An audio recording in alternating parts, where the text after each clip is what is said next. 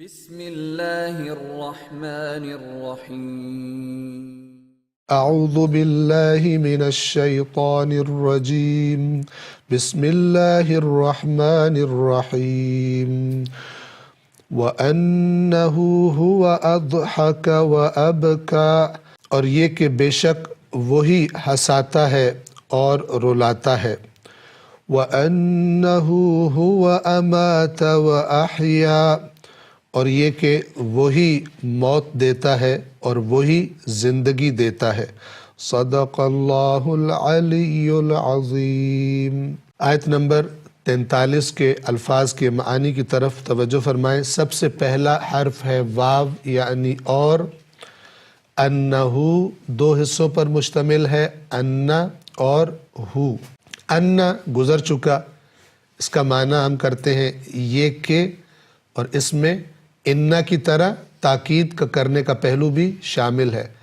ان کے بعد جو بات آ رہی ہے گویا کہ اس پر زور دیا جا رہا ہے، تاکید کی جا رہی ہے۔ ہو وہ، ہوا کا معنی بھی وہ ہے، اور یہ دو دفعہ جو ہے وَأَنَّهُ ہوا گویا کہا جا رہا ہے کہ وہی تاکید ہے اس میں، یعنی صرف اور صرف وہی ذات ہے کہ جس میں ان تمام چیزوں کا جس کے پاس ان تمام چیزوں کا اصل اختیار ہے کہ جن کا آگے نام لیا جا رہا ہے۔ ہنسانا، رلانا، ہنسانے کی قوت خلق کرنے والا انسانوں میں کون ہے؟ جن قوتوں سے انسان ہنستا ہے۔ انسان کو ہنسنے کا طریقہ سکھانے والا کون ہے؟ بچہ چھوٹا سا جب مثلاً شکم مادر سے دنیا میں آتا ہے گریہ کرتا ہے۔ کس نے سکھایا اس کو گریہ کرنا؟ تاکہ اس کی ماں کو پتہ چلے کہ اس کو بھوک لگی ہے، غذا کی ضرورت ہے۔ کس نے سکھایا اس کو؟ چھوٹا سا بچہ جب ہنستا ہے انسان کو بہت پیارا لگتا ہے، لیکن کس نے سکھایا اس کو ہنسنا؟ وَأَنَّهُ هُوَ أَضْحَكَ وَأَبْكَى، انسان کو ہنسنا سکھانے والا، انسان کو رونا سکھانے والا اللہ ہے۔ اسی طرح ہنسنے کے اسباب پیدا کرنے والا، وہ چیزیں کہ جن کو دیکھ کے انسان کو مثلاً ہنسی آ جاتی، خوش ہوتا ہے، وہ اسباب پیدا کرنے والا کون ہے؟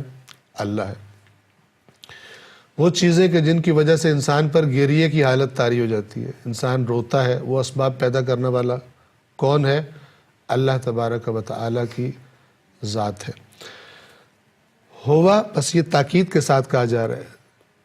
توحید قرآن مجید میں بہترین انداز ہے کہ جس میں خداوند عالم نے اپنی توحید کو بیان کیا۔ وَأَنَّهُ، اور یہ کہ وہ، ہوا وہی ہے۔ اب اردو زبان میں ہمارے لیے اگر ہم بار بار وہ اور وہی کہیں تو ترجمہ ذرا ثقیل ہو جائے گا، لہٰذا سادہ سا ترجمہ کرتے ہیں۔ لیکن یہ جو ہم ایک ایک لفظ کو بیان کرتے ہیں ان دروس میں، سے مقصد یہ ہوتا ہے کہ انسان اچھی طرح آیت کا معنی، عربی زبان والا معنی اردو زبان میں ادا کرنا مشکل ہے، کمی بیشی رہ جاتی ہے، لہٰذا ان وضاحتوں سے پھر بہت ساری حد تک ہم جان لیتے ہیں۔ اور یہ کہ وہ وہی ہے صرف، اور کوئی نہیں ہے کہ جس کے ہاتھ میں جو سبب ہے ان چیزوں کا، جس کے ہاتھ میں اختیار ہے ان چیزوں کا۔ ہوا کے بعد اگلا لفظ ہے اضحکا۔ اس کے بنیادی حروف ہیں ضاد، حا اور کا، کاف۔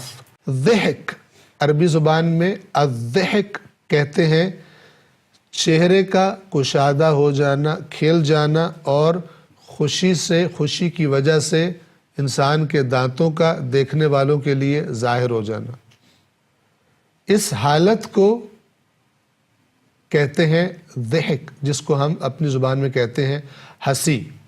ہنستے وقت، اب یہاں سے دیکھیں ایک اور لفظ ہے، ہنستے وقت جو سامنے کے دانت ظاہر ہو جاتے ہیں انہیں عربی زبان میں ضواحک کہا جاتا ہے۔ علم تجوید میں مختلف دانتوں کے نام بتائے جاتے ہیں، ان میں سے ایک کون سے دانت ہیں؟ ضواحک۔ یہ ضواحک وہی ضحک سے ہے، وہ دانت کے جو ہنسنے کے وقت ظاہر ہوتے ہیں۔ اسی طرح استعارے کے طور پر تمسخر اور مذاق اڑانے کو بھی ضحک کہا جاتا ہے، اور بعض اوقات تعجب کے سبب جب انسان ہنستا ہے تو اس کو بھی ضحک کہا جاتا ہے، یعنی وجہ تعجب ہوتی ہے، وجہ خوشی نہیں ہوتی۔ اور اس کی مثال خود قرآن مجید میں موجود ہے کہ جب حضرت ابراہیم علیہ السلام کی زوجہ سارہ کی جن کی عمر اس قدر ہو چکی تھی کہ اب وہ صاحب اولاد نہیں ہو سکتی تھی، اس عمر میں عورتیں صاحب اولاد نہیں ہوتی، اس عمر کو پہنچ چکی تھی، بوڑھی ہو چکی تھی، تو جب اللہ کی طرف سے فرشتوں نے آ کر اولاد کی خوشخبری سنائی تو تعجب کی وجہ سے وہ ہنسی۔ تو تعجب بھی بعض اوقات سبب بنتا ہے، انسان وہی حرکت کرتا ہے جو خوشی کی وجہ سے کرتا ہے، تعجب سے ہنستا ہے، آپ اس کا تصور کر سکتے ہیں۔ اسی طرح بعض اوقات دوسروں کا تمسخر اور مذاق اڑانے کے لیے لوگ ہنستے ہیں۔ تو ان تمام حالتوں کے لیے، یعنی خوشی، مذاق اڑانا، تمسخر یا تعجب، ان تینوں حالتوں کے لیے لفظ ضحک استعمال ہوتا ہے۔ لیکن اس آیت میں، یعنی جس آیت کی ہم بات کر رہے ہیں، آیت نمبر 43، وہاں پر چونکہ رونے کے ساتھ استعمال ہو رہا ہے ہنسنے کا لفظ، تو یہ خوشی والا رونا مراد ہوگا یہاں پر، اگرچہ لفظ ضحک ان تینوں معنوں میں استعمال ہو سکتا ہے اور قرآن کریم میں استعمال ہوا ہے۔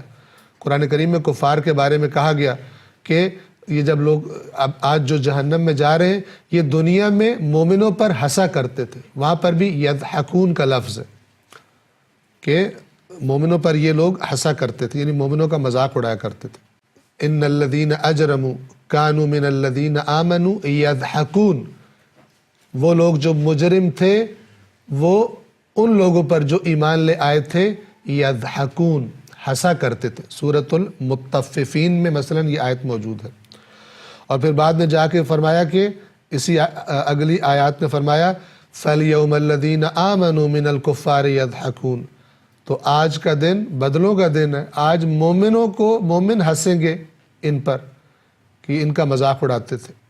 تو بہرحال ہنسی جو ہے وہ تمسخر کے معنی میں بھی آتی ہے۔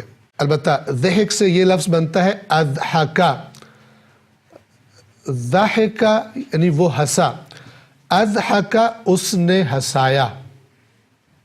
اور یہاں پر ہم جملے کی مناسبت سے ہم نے ترجمہ کیا ہے وہی ہنساتا ہے، اضحکا یعنی وہی ہنساتا ہے۔ اگلا حرف ہے واو یعنی اور، اب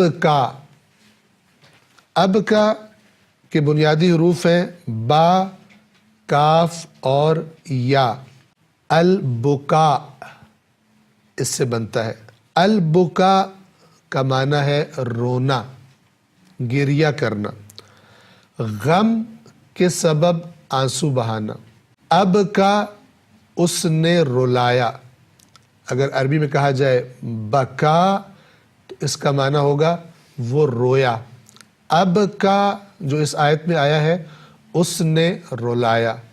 وَأَنَّهُ هُوَ أَضْحَكَ وَأَبْكَى، اور یہ کہ مثلا یقیناً وہی ہے، وہی اللہ ہے کہ جو ہنساتا ہے اور جو رلاتا ہے۔ السلام علیکم ورحمۃ اللہ وبرکاتہ۔